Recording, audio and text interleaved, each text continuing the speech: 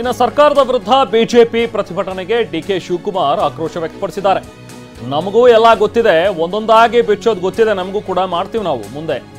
ಸದನದ ಹೊರಗೆ ಯಾಕೆ, ಒಳಗೆ ಬನ್ನಿ, ಪ್ರತಿಭಟನೆ ಮಾಡಿ ನೋಡೋಣ ಅಂತ ಹೇಳಿ ಇವತ್ತು ಗರಂ ಆಗಿ ಡಿಕೆ ಶಿವಕುಮಾರ್ ಮಾತನಾಡಿದ್ದಾರೆ. ಬಿಜೆಪಿ ನಾಯಕರ ವಿರುದ್ಧ ಡಿಸಿಎಂ ಡಿಕೆ ಶಿವಕುಮಾರ್ ಹರಿಹಾಯ್ದಿದ್ದಾರೆ.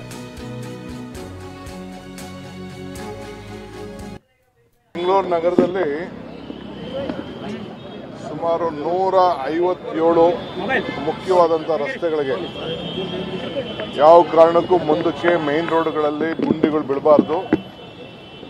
ಸುಮಾರು ಒಂದ್ಸತಿ ವೈಟ್ ಟ್ಯಾಪಿಂಗ್ ಮಾಡಿದ್ರೆ ಒಂದು 25 ವರ್ಷ ಏನೋ ತೊಂದರೆ ಆಗೋ ದೃಷ್ಟಿ ಇಲ್ಲ ಅಂತೇಳಿ, ತೊಂದರೆ ಆಗೋದಿಲ್ಲ ಅನ್ನೋ ದೃಷ್ಟಿಯಿಂದ 1800 ಕೋಟಿ ರೂಪಾಯಿ ವೆಚ್ಚದ ರಸ್ತೆಗಳನ್ನ, ಕಾಮಗಾರಿಗಳನ್ನ ನಾವು ತೆಗೆದುಕೊಂಡಿದ್ದೇವೆ. ಹೊರ ಯಾಕೆ, ಒಳಗಡೆನೆ ಮಾಡ್ಲಿ ರೀ, ಹೊರ ಯಾಕೆ, ಒಳಗಡೆನೆ ಮಾಡ್ಲಿ. ಅವ್ರು ಏನ್ ಮಾತಾಡ್ಬೇಕು ಮಾತಾಡ್ಲಿ, ನಾವೇನು ಉತ್ತರ ಕೊಡ್ಬೇಕು ನಾವು ಉತ್ತರ ಕೊಡ್ತೀವಿ. ಸಿದ್ಧ ಅಲ್ಲ, ನಮಗೂ ಗೊತ್ತಿದೆ. ನಾವೆಲ್ಲ ಒಂದೊಂದೇ ಬಿಚ್ಚೋದು ನಮ್ಗೆ ಗೊತ್ತಿದೆ. ಹೊರ ಯಾಕೆ, ಒಳಗಡೆನೆ ಮಾಡ್ಲಿ ರೀ, ಹೊರ ಯಾಕೆ, ಒಳಗಡೆನೆ ಮಾಡ್ಲಿ. ಅವ್ರು ಏನ್ ಮಾತಾಡ್ಬೇಕು ಮಾತಾಡ್ಲಿ, ನಾವೇನು ಉತ್ತರ ಕೊಡ್ಬೇಕು ನಾವು ಉತ್ತರ ಕೊಡ್ತೀವಿ. ಸಿದ್ಧ ಅಲ್ಲ.